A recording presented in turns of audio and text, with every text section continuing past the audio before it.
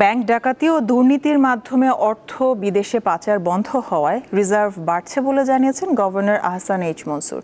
শনিবার রাজধানীর একটি হোটেলে সেন্টার ফর এনআরবির আলোচনায় তিনি একথা বলেন। আর্থিক খাত স্থিতিশীল এবং শক্তিশালী অবস্থায় ফিরতে শুরু করায় রেমিটেন্স 29% এবং রপ্তানি আয় 9% বেড়েছে বলেও জানান তিনি।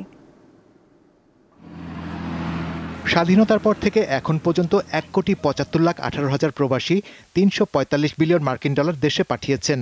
তবে তাদের জন্য সরকার কি করবে এবং প্রবাসীদের ভোটাধিকার নিয়ে লুকোচুরি করা হচ্ছে বলে জানায় centre for non resident Bangladeshi নামের সংগঠনটি। রাজধানীর একটি হোটেলে ব্র্যান্ডিং বাংলাদেশ, আসন্ন নির্বাচন, প্রবাসীদের অংশগ্রহণ ও আগামীর অর্থনীতি নিয়ে অনুষ্ঠানে তারা বলেন, কোনো একটি দলের সাথে নয়, পুরো দেশের সাথে কাজ করতে চান প্রবাসীরা। ব্যাপক সংখ্যক প্রবাসীর অংশগ্রহণ করানোর ইচ্ছা আমরা নিই এবং চেষ্টা করি তাহলে অনলাইন ভোটিং অথবা আগাম ব্যালটের ভোটিং এর ব্যবস্থা করা যায় কিনা তারা এগুলো ভাববেন। বিপ্লবের পর যেসব দেশ দ্রুত নির্বাচন দিতে পারেনি সেসব দেশে গৃহযুদ্ধ হয়েছে উল্লেখ করেন বিএনপির স্থায়ী কমিটির সদস্য আমির খসরু মাহমুদ চৌধুরী। বলেন, 5ই আগস্টের পর 3 মাসের মধ্যে নির্বাচন হলে সব সূচকে এগিয়ে থাকতো বাংলাদেশ। 3 মাসের মধ্যে নির্বাচন হয়ে গেলে আজকে বাংলাদেশ আরো ভালো অবস্থায় থাকতো। আপনি যত ডিলে করবেন তত বেশি আপনার দেশের গণতন্ত্র, অস্থিতিকর স্থিতিশীলতা সবকিছু বিপন্ন হবে। বিনিয়োগ শুধু না, কোনো সিদ্ধান্ত আমরা কেউ গ্রহণ করতে পারছি না।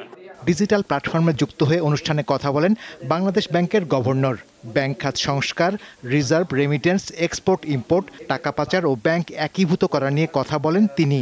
যে অর্থ পাচার যেটা হুন্ডির মাধ্যমে হতো, যেটা দুবাই থেকে বা সিঙ্গাপুর থেকে বা সৌদি আরব থেকে সরাসরি লন্ডন বা নিউ ইয়র্ক বা প্যারিস চলে যেত, সেটা এখন কম যাচ্ছে। ফলে ওই টাকাটা বাংলাদেশে আসছে, যে কারণে আমরা রেমিটেন্সের একটা বিশাল ঊর্ধ্বগতি দেখতে পেয়েছি। প্রবাসীদের বিশেষ প্রশিক্ষণের ব্যবস্থা এবং তাদের যাতায়াত নির্বিঘ্ন করতে বিমানবন্দরে আলাদা হেল্প ডেস্ক চালুর তাগিদ দেন আলোচকরা। হয়রানি করে যাদের রেমিটেন্স এই সমস্ত। শাহরিয়ার ইমন, দীপ্ত সংবাদ, ঢাকা।